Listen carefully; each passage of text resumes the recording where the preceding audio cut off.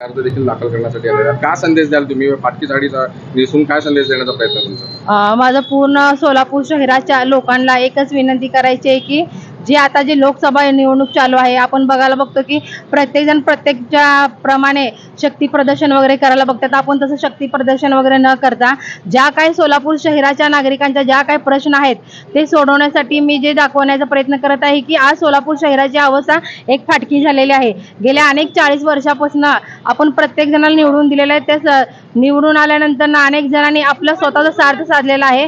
अनेक जनतेकडे त्यांनी दुर्लक्ष केले. जे सोलापुराचे जे नागरिक आहेत, जे युवक आहेत, ज्या महिला आहेत आणि जे शेतकरी वर्ग आहेत त्या लोकांसाठी ह्यांनी काही सुद्धा केलेलं नाहीत. माझं एकच विनंती आहे की मी जे आता लोकसभेचं अपक्ष उमेदवार फॉर्म भरत आहे, कारण की ज्या काही समस्या आहेत ते लवकरात लवकर नागरिकांच्या सुटल्या पाहिजे. आणि जनतेने सुद्धा मला माझ्याकडे लक्ष देऊन त्यांनी मी 10 वर्षापासून जे नगरसेवक असताना जे काम केले तळागाळापर्यंत आपण काम करत गेलेलं आहे. जे काम करणारा उमेदवार आहे त्या उमेदवाराच्या पाठीशी जनता राहावा असं मला वाटायला बघतं.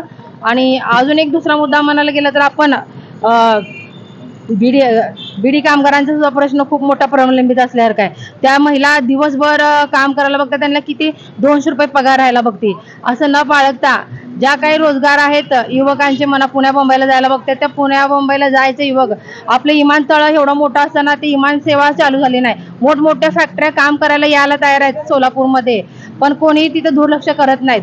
तसं न बाळगता जनतेला मी एकच आव्हान देईल की मी त्यांच्यापर्यंत येणार आहे. आता सध्या मी फॉर्म भरायला आलेली आहे आणि प्रॉपर सोलापूरची मी असल्यासारखी आहे.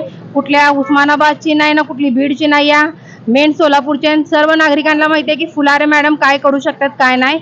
मी प्रत्येक लोकांना न्याय देण्याचा प्रयत्न करीन.